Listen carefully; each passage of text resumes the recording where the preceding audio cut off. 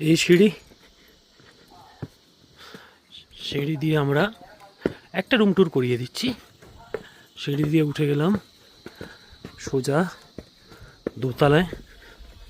এই দোতলার বারান্দা, সুন্দর গাছ লাগানো আছে এবং তার সাথে এই হলো আমাদের একটা রুম। রুমের মধ্যে কি কি আছে? আমরা এসে এই রুমেই স্টে করেছি, সেই জন্য আমাদের লাগেজগুলো আছে।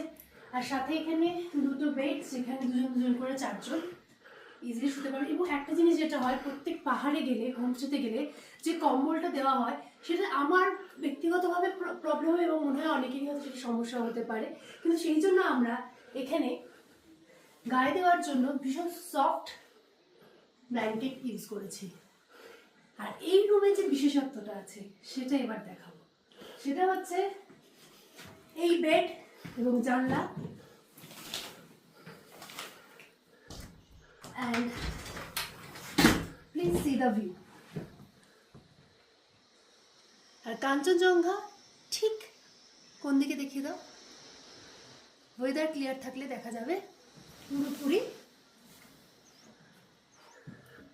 বাঁ দিক দিয়ে।